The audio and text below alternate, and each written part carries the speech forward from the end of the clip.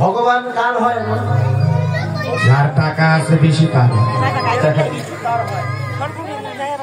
ভগবান বললেন যে আমি তো জগতে তার হই, কার? যেজন আমার হয়। যে আমার হয় না আমি কোনদিন তো তার হতে পারি না। মাগো, জগতে ভগবানের হওয়াটা কিন্তু সহজ বিষয় নয়, তাই না? ভগবানের হওয়াটাই কিন্তু সাধারণ বিষয়। বলেন ভগবানকে পাবেন কি করে না? আছে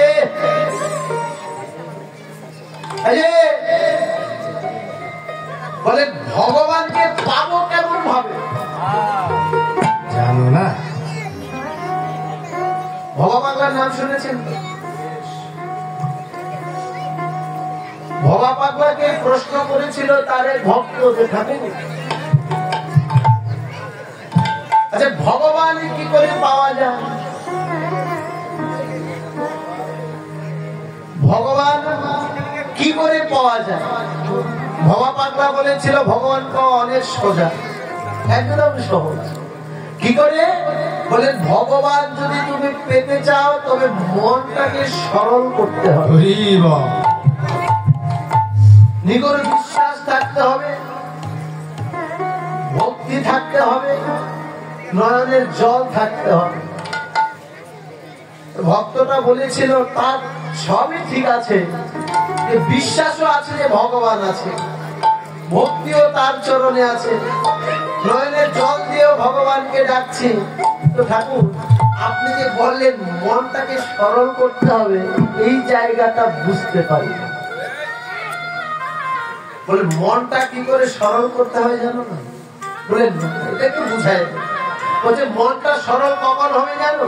কখন বলছে তোমার মন আর তোমার মুখ একটা থাকে। বলে তারপরে বুঝি না। বলে এরপরেও বুঝতে পারছো না? বলে না। বলে মন মুখ এক থাকতে হবে, মনে এক কথা মুখে যেন আরেক কথা না হয়। মনে যেই কথা থাকবে মুখে যেন সেই কথাই থাকে। তুমি যদি একজনকে আশীর্বাদ করো, এখন সেই আশীর্বাদটা যদি তোমার মনের ভিতরে থাকে যে না বাবা তুমি বড় হও, যেন মনেরটাই মুখে আসে। আবার যেন এমনটা না হয় একটু মন আর মনে মনে ভাবছে যে একটু ধ্বংস হয়ে যা, আর মুখে বলছে বাবা বেঁচে থাক।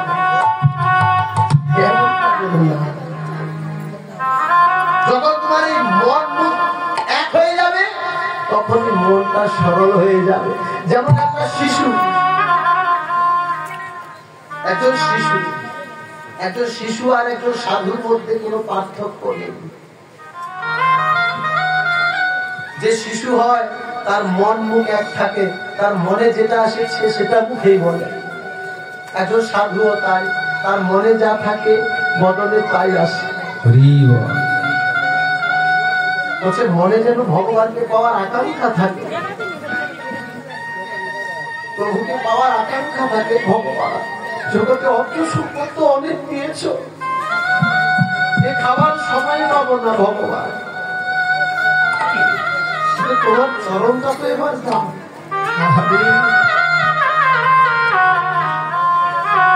রাজশাহীর খেতুরি ধামে গিয়েছেন না যিনি আমাদের ভক্তির মহাজন ভক্ত নরোত্তম দাস ঠাকুর মহাশয়, তার পিতা শত শত বিঘা জমি লিখে দিয়ে গেছে নরোত্তম দাস ঠাকুরের নাম। যেদিন মহাপ্রভু পদ্মা নদীতে স্নান করে নরোত্তম ঠাকুরের জন্মের আগে নরু নরু করে ডেকেছিল, তার দাসত্বটা ডেকে বলেছিল প্রভু আমাদের মধ্যে নরু নামে তো কেউ নেই। বলেছে না গো, সে নেই তবে সে আসবে। আরে হরিবল হরিবল, এই খেতুরিতে সে আসবে। রাজার ছেলে ভক্ত নরোত্তম পদ্মা নদীকে ডেকে বলে দিয়েছিল পদ্মা আমি তোমার পক্ষে আমার এই অশ্রু সবকিছু ঢেকে দিয়ে গেলাম, প্রেম অশ্রু দিয়ে গেলাম।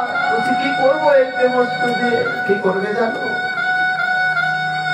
যেদিন আমার নরু তোমার পক্ষে স্নান করতে আসবে পদ্মা, সেদিন এই প্রেম অশ্রুটা তুমি তার অন্তরে দিয়ে দিও।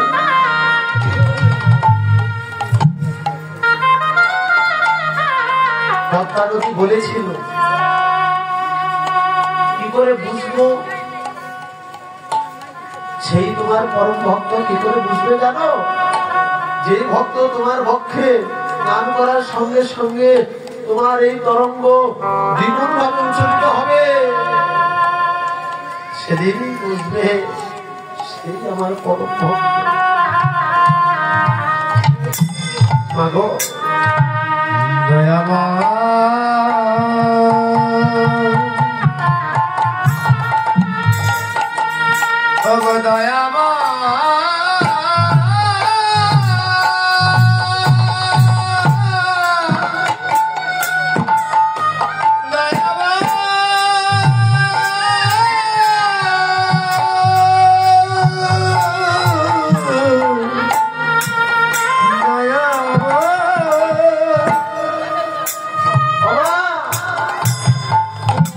সেই ভক্ত নরোত্তম দাস পদ্মায় স্নান করে যখন ডাঙায় উঠে আসে, কৃষ্ণ প্রেম মাতোয়ারা হয়ে যায়। সংসার তার ভালো লাগে না। শত শত বিঘা জমিকে বাদ রেখে কৃষ্ণ ভজনে চলে গৌরের চরণে সব কিছু অর্পণ করে দিয়েছে। ঠাকুর, আমার মধ্যে কোনো কিছু রাখি না। এমন ভাবে যদি ভগবানকে ডাকা যায় তবে ভগবান না এসে কি থাকতে পারে? জগতে কৃষ্ণ আমার, গোবিন্দ আমার, গৌর আমার, নিতাই আমার। এই কথাটা সবাই বলতে পারে না, একমাত্র তারা পারে, কারা জানে যে আমার গৌরাঙ্গের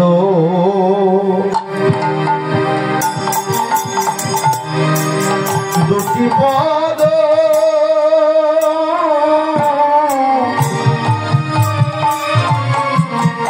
কেবল যার হয়েছে, জগতে ধন সম্পদ রে আমার গৌরাঙ্গের দুটি পদ, ওই না দুটি পদ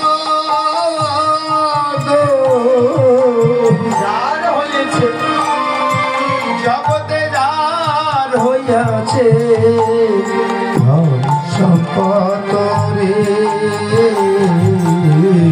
কেবল সেই বুঝে ভক্তি রসের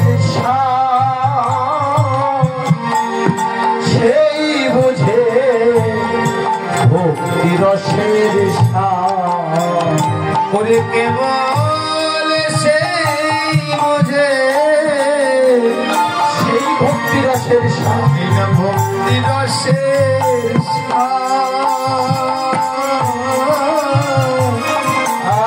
সেই বুঝে ভক্তি রসের জগতে সেজন জানে না, জগতে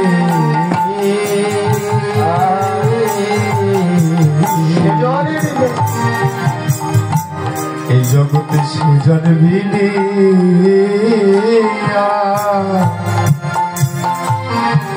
ও গোয়ারানে জানে না, যাদের গৌর গত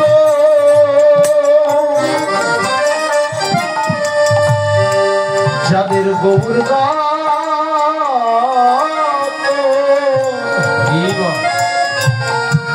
জগতে প্রাণ হয়েছে। বাবা, জগতে যাদের গৌরগত প্রাণ হয়েছে কেবল তারা জানে, এছাড়া বুঝতে পারবে না সেই প্রেমের সার বস্তু।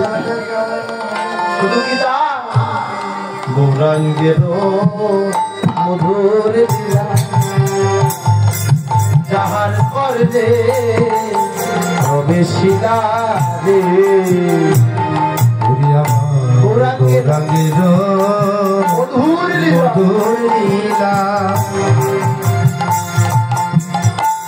যার করে প্রবেশিলা রে বলে সেই তো রাধা মাধবের রঙ্গ রঙ্গ হরে জগতে সেই তো রাধা মাধবের রক্ত রক্ত সেই রাধা এই রাধা মাধবের রক্ত বলে বাবা পুরাণ কিরম মধুর লীলা যাহার কর্ণে প্রবেশিলা সে হয় রাধা মাধবের অন্তরঙ্গ। শুধু তাই নয়, ভক্ত নরোত্তম দাস ঠাকুর বলেছিল যে শোনো, গৃহে গিরিবা বনেতে থাকে, বনেতে থাকে দিন গেলে বদনে একবার কৃষ্ণ বলে ডাকে, কৃষ্ণ বলে ডাকে ভক্ত নরোত্তম দাস মাগে তাহার সঙ্গ, মাগে তাহার সঙ্গ। দেখেছেন মা? বলে গৃহে কিংবা বনেতে থাকে, আহা দিনে গেলে বদনে একবার কৃষ্ণ কৃষ্ণ বলে ডাকে। তুমি গৃহে থাকো বা বনে থাকো তাতে কিন্তু দিনে গেলে যদি একবার কৃষ্ণ বলে ডাকতে পারো, প্রেম ভক্তির মহাজন ভক্ত নরোত্তম দাস ডেকে বললে এমন ভক্তের সঙ্গ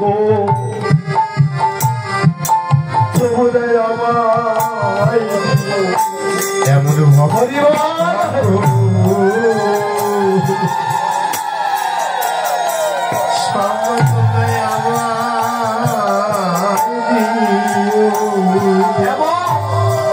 ভক্তের সঙ্গ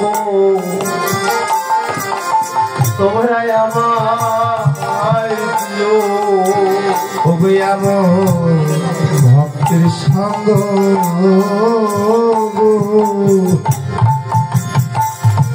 তোমরা আমায় দিও। যেজন দিন গেলে বদনে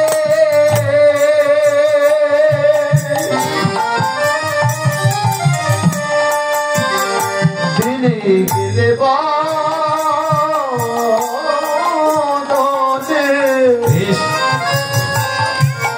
কৃষ্ণ বলে ডাকে, এমন ভক্তের সঙ্গ তোমরা আমায় দিও।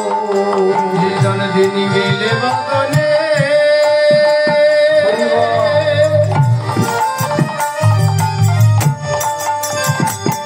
যেজন দিন গেলে বদনে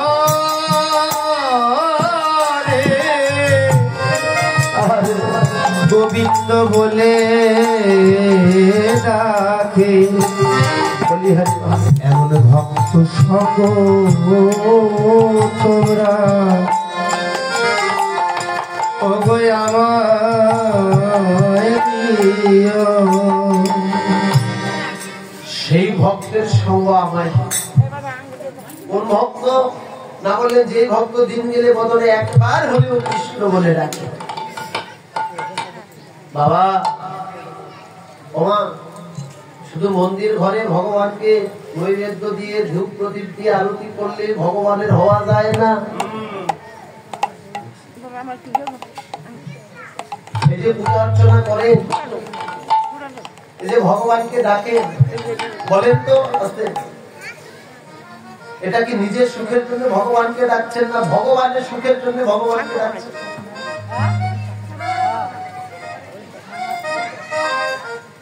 বলে ভগবানকে ডাকছি কেন না নিজের আত্মসুখের জন্য, নিজের সুখ লাগে তাই ভগবানকে। ভগবানের সুখের জন্য কি ভেবেছে? শাস্ত্র খুলে পড়ে দেখবেন, শাস্ত্রের মধ্যে লিখে রেখেছে যে আত্মেন্দ্রিয় প্রীতিবাঞ্ছা তারে বলে কাম, আর কৃষ্ণেন্দ্রিয় প্রীতিবাঞ্ছা ধরে প্রেম।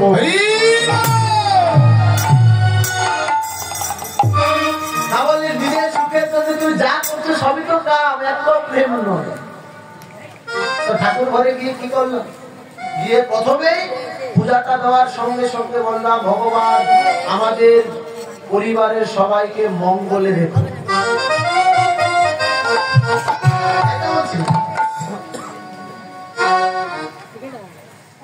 যত নিজের অভাব, সব অভাব ভগবানকে বলছি, কিন্তু দেখুন ভগবানের যে অভাব সেটার কথা কিন্তু আমরা একবার বলে ভগবানের জগতে আমার অভাব কিসের? যে বিশ্ব ব্রহ্মাণ্ডের মালিক, যিনি বিশ্ব ব্রহ্মাণ্ডের কর্তা, তার কোনো অভাব থাকে? বলে হ্যাঁ,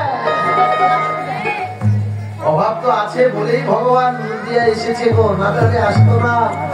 বলে অভাবটা কি না, বলে কৈছন মাধুরীমা, কৈছন সুখদেব ভুল, এই যে তিনটা ঘর, কৈছন রাধা প্রেমা একটা, কৈছন মাধুরীমা একটা, কৈছন সুখদেব ভুল। মানে রাধার প্রেমটা কেমন, তার প্রেমের মাধুর্য কেমন, আর রাধা রানীর ভালোবেসে গোবিন্দকে কতটুকু সুখ পায়, এই যে এই তিনটা বাসনা পূরণের জন্য ভগবান এসেছে। সেই প্রেমটা দাও, সেই প্রেম ধনটা দাও না ভগবানকে। বলছে ভগবানের চরণে প্রেম ধন দিলে আর জগতে কোনো কিছু দিয়ে ভগবানকে ডাকতে হয় না। নারদ মুনি প্রশ্ন করেছিল, প্রভু তোমায় পেতে গেলে কিসের দরকার? সেদিন ভগবান বলেছিল, নারদ বেশি কিছু দরকার নেই, আমাকে পেতে গেলে খুব বেশি কিছু লাগবে না। কি লাগবে না বললেন, শোনো নারদ, শুধু একটা স্বর্ণ থালা লাগবে, আর তার উপরে রাজভোগ দিতে হবে। স্বর্ণ থালায় করে রাজভোগ আমাকে নিবেদন করলে সেই ভক্তের আমি হোক। নারদ মুনি বললো, বেশ ভালো বলেছে, আমার স্বর্ণ থালাও লাগবে, তারপরে রাজভোগ। আচ্ছা ভগবান, তুমি যে কথাটা বললে, এই জগতে সবাই তো আর রাজা জমিদার নয়, কেউ তো পথের ভিখারিও হয়, তার তো সে সামর্থ্য হবে না, তাহলে সে কি করে তোমার কৃপা পাবে? বলে তার জন্য বিধান আছে। কি বিধান না? বলে শোনো না, কোনো কিছু না থাক, শুধুমাত্র এক বন্ডুল গঙ্গার জল আর একটা তুলসী পত্র আমার চরণে দিয়ে আমি ভগবান কথা দিলাম, আমি সেই ভক্তের শুধু এক জনম নয়, প্রত্যেকটা জনমে জনমে তার চরণে দাস।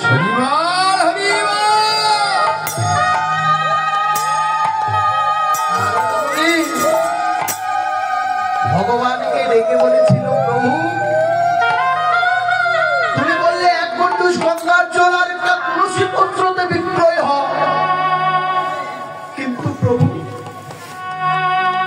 কোন ভক্ত যদি তোমার সুদূর মরুভূমিতে থেকে তোমাকে ডাকার সাথ তার হৃদয়ে জাগে, সেখানে কোনো ভুল থাকবে না, সেখানে পাবে না সে গঙ্গার জল, পাবে না তুলসী পত্র, তবে কি তুমি তাকে কৃপা করবে না ভগবান? বলেছিল, নারদ রে, এই জগতে সপ্ত সমুদ্রের জল শুকাতে পারে, শুকাতে পারে, জগতে খালে বিলের জল শুকাতে পারে, শুকাতে পারে,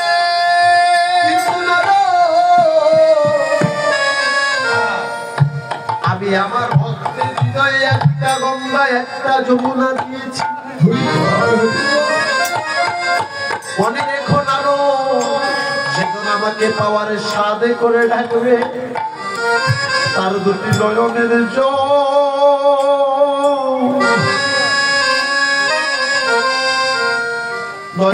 জল শুকা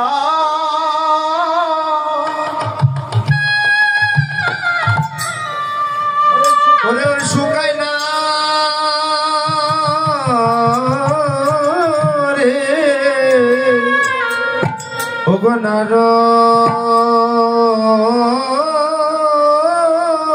রে,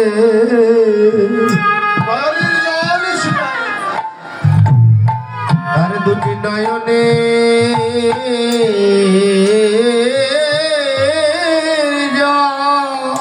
কোনদিন শুকায় না,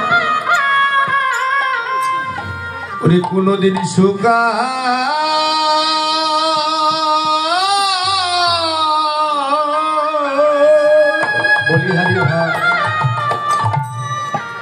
ওগো নারদ শুকায় না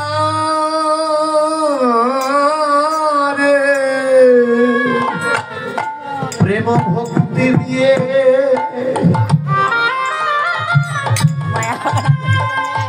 যদি আমায় ডাকার মতো ডাকিতে পারে,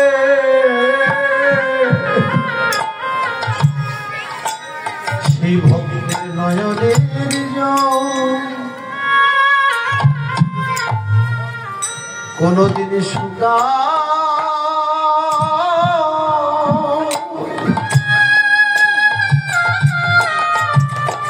কোনদিন শুকায় না রে। যে জন প্রেম ভক্তি তাই গৌর হরি বল।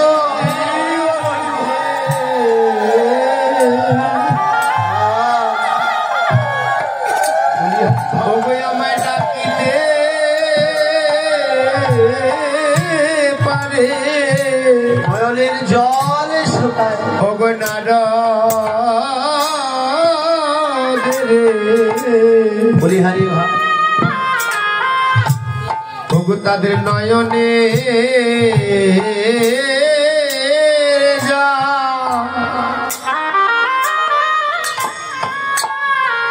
এই জল কখনো দিন শুকা